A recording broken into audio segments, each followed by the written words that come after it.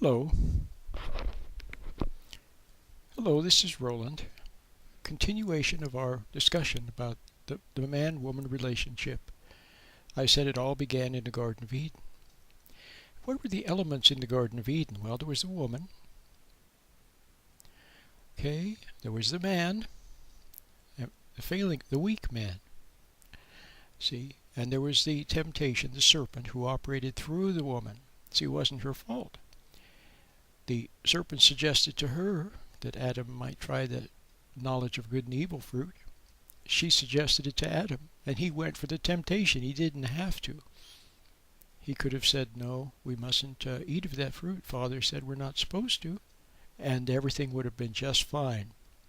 But instead he went for the temptation, and thereafter they lost paradise. Okay? So today people get married for the wrong reasons. Women are looking for love, and if they didn't have a good relationship with their father, which many women don't, her father wasn't there for her.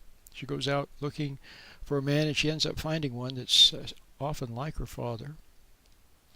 And he is excited by her temptation, so he marries her for her temptation. She makes him feel good. She supports his ego. See?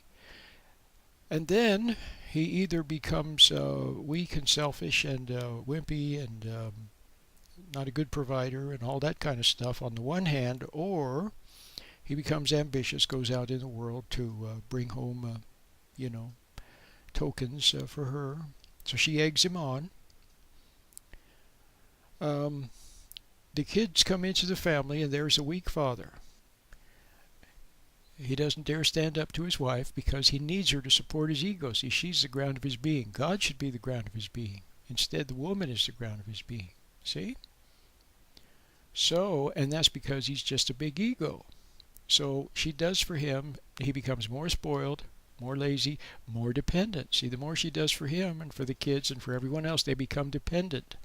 She resents them for being dependent on her, for always looking to her. See? To fill in the gap, especially the gap left by the weak father. She resents that. On the one hand, she likes the power that she gets, but then on the other hand, see, she resents having to fulfill that role. She'd just like to let her hair down and not have to be, the source of everything for everybody. And they take advantage, which she resents them for, but then she feels guilty for the resentment. Now, the other element that we need to talk about is the food. And food plays a part in just about everything that goes wrong today with us. Food, we misuse food. We use it as a comfort for our ego. A lot of women especially have problems with food. We all do. But a lot of women have problems with food because they have a bad relationship with their father. And they resent their father for not being there for her. And so food becomes a substitute. But they develop a love-hate relationship with the food because they eat the food, but then it makes them fat or whatever, and then they hate it, see? And then they love it, and then they hate it. Now, the other thing about food is that it represents someone's will. In the Garden of Eden, it was the serpent's will, see? And then by transference, then it becomes the woman's will. So a lot of us, when we're kids, our mother was willful, and so food was how she imposed her will. So you see what food represents. It represents, accepting mother's will. And so we have a problem with food because of that. We love it, we hate it.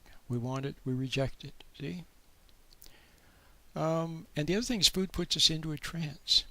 See, when Adam ate of the forbidden food, his consciousness was lowered. He fell into the world of imagination and knowledge. See? Fell away from intuition. Being close to divine revelation, if you will, or insight, wordless insight from God. He fell away from that. And so we fall into a trance, and in the trance we make mistakes. And when we come back out of our trance, we don't want to see the mistakes, so we eat more food, which comforts us, see? But then we fall into the trance, and then we make more mistakes. You got to get my book. It's called Forbidden Food, The Legacy of Paradise Lost and the Promise of Redemption. It's such an excellent book. It's on Amazon. It's in Kindle or paperback. I recommend that you get it. It's a good read. See, I'm moving really fast here.